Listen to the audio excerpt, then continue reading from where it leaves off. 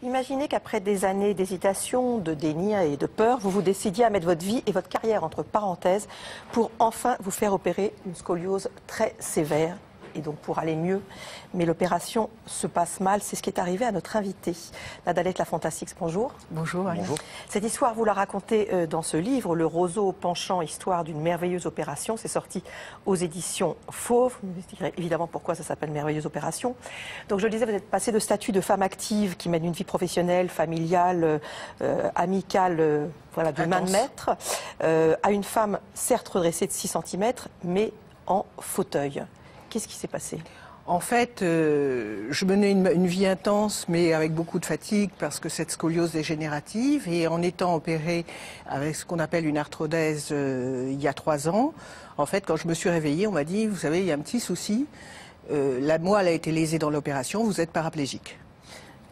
Alors, on va essayer de comprendre en quoi consiste cette opération, qu'on appelle donc une arthrodèse, et pourquoi on a pu toucher la moelle. On regarde les images. On regarde les images. Il faut, pour installer, pour faire cette opération, placer d'abord une dizaine de vis d'environ 5 cm de long, vous voyez ici, qui sont positionnées en bas et en haut de la colonne vertébrale. Elles sont destinées à soutenir l'ensemble du dispositif. Et l'opération est extrêmement minutieuse, effectivement, car ces vis ne doivent pas être en contact avec la moelle épinière. Vous voyez ici en jaune. Et pour vérifier que cette moelle n'est pas altérée, normalement, avec une électrode, on teste les facultés motrices du patient au cours de l'intervention. Et quand toutes les vis sont en place, une première tige qui adopte la déformation de la colonne est vissée. Et puis à l'aide de lanière, cette tige est ensuite tournée à 90 degrés pour redresser la colonne. Là, on voit une seule tige. Vous en avez deux, une de chaque côté de la colonne vertébrale. Donc qu'est-ce qui s'est passé? Vous réveillez paraplégique? On me dit paraplégique, on ne me donne aucune explication. Le chirurgien et les médecins me disant qu'ils ne savent pas, et c'est encore la vérité officielle du jour aujourd'hui. Et puis on me dit, bon bah écoutez, on va voir, on va vous garder probablement assez longtemps, votre vie va changer complètement. Et je découvre qu'en fait, ma vie, l'autonomie, l'indépendance, c'est terminé parce que ma vie, c'est être un petit légume. Vous basculez dans la vie d'un handicapé. Handicapé dans un lit avec comme seul accès ce que mes mains peuvent toucher, puisque mes jambes ne bougent plus et que je suis gisante, la tête à peu près en bon état, mais c'est à peu près tout ce qui fonctionne. Et puis, en effet, il n'est plus question de reprendre un boulot pour l'instant, il n'est plus question de m'occuper de mes filles, ma passion, il n'est plus question d'organiser la vie de famille. Je suis, je ne sais pas pour combien de temps, dans ce lit. Non seulement l'opération se passe mal, vous vous retrouvez handicapé, mais en plus, humainement, ça se passe pas très bien avec les soignants quand même globalement. Pas avec les soignants, c'est-à-dire quand je dis les soignants, c'est l'ensemble voilà. Du corps médical. Hein. L'ensemble du corps médical, il y a deux choses. Il y a ces formidables soignants que sont les ergots, les infirmières, les médecins, etc., avec lesquels ça se passe relativement bien et que je remercie. Mais il y a aussi cette espèce de volonté de dominer le patient chez certains médecins ou dans certains corps médicaux, où on vous explique que, oui, vous avez mal, mais il faut vous shooter. Oui, vous n'êtes pas très en forme. En effet, vous venez d'apprendre que vous êtes paraplégique, vous n'êtes pas particulièrement euphorique. Mais alors, on va peut-être vous donner un petit antidépresseur, et puis voir 2 petits antidépresseurs, puis une totale de palanquée d'antidépresseurs. Et votre cerveau, en plus, qui est le seul truc qui vous reste, il va disparaître dans l'opération. Et là, moi, j'ai dit stop. J'ai dit quelque part, d'abord, je ne crois pas que je resterai paraplégique. Et 2, je veux garder ma tête. Je veux garder la maîtrise de ma vie, mes choix. Et je ne veux pas que, sous le prétexte que j'ai des douleurs, et j'ai encore des douleurs et j'en aurai encore, on me passe avec des médicaments tels la kétamine qui sont des drogues. Et qui vous font avoir des hallucinations que vous racontez très bien. Je ne suis pas bégueule. Je veux dire, à 20 ans... j'ai fait toutes les bêtises qu'on pouvait faire à 20 ans, sauf que mon choix à 60 ans, c'est d'avoir ma vie en main, et c'est pas d'être shooté et de pas être drogué. Alors ces douleurs, juste pour préciser, c'est ce qu'on appelle les douleurs d'origine centrale. Quand la moelle épinière a été touchée, c'est des douleurs qui sont effectivement extrêmement difficiles à gérer. Donc quand vous rentrez après des mois d'hôpital, rééducation chez vous, c'est ça que c'est très intéressant que vous racontez dans ce livre. Vous étiez encore en fauteuil roulant, même si aujourd'hui vous marchez avec une canne difficilement, mais vous étiez vraiment en fauteuil roulant. C'est pas on imagine, voilà, c'est le rêve, la vie va reprendre. Non, en fait, la vie s'est écoulée sans vous pendant ces mois, et vous avez du mal à retrouver votre vie de femme, d'épouse, de mère. Tout à fait, parce qu'en fait, j'avais été cette espèce de pivot central de femme hyperactive qui gérait tout pour tout le monde.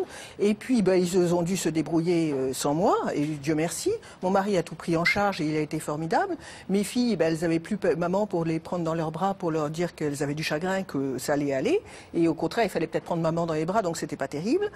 Et puis la famille, c'est un système, et tout le monde, plus personne n'avait son rôle, et puis tout le monde était en colère.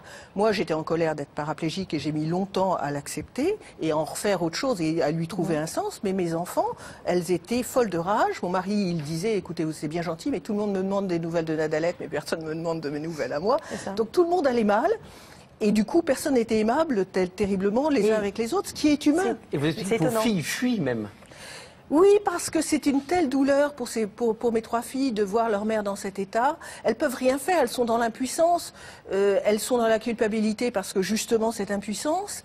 Et je pense que on s'adore. J'adore mes filles, elles m'adorent, mais c'était juste une douleur mais insensée. Et j'ai mis longtemps à l'accepter, à comprendre que c'était rien contre moi, mais c'était au contraire une preuve d'amour. Qu'est-ce qu'il a fallu pour que aujourd'hui vous arriviez à être plus autonome, à reprendre une vie familiale, arriver à vous réinsérer? Comment vous êtes reconstruit? Il a fallu que j'arrête d'être une enquiquineuse, déjà. Donc j'ai quand même appris, et j'ai appris beaucoup de choses, moi, dans cette opération. J'ai appris à apprécier le temps. J'apprécie d'être là aujourd'hui, maintenant, et c'est pas le fait que mes jambes ne fonctionnent pas qui m'empêchera de vivre et d'être heureuse. J'apprécie aussi le fait des relations que je peux avoir avec les uns et les autres, et cette amitié, et la tendresse, et la capacité de voir la mer, et de respirer, d'être vivante.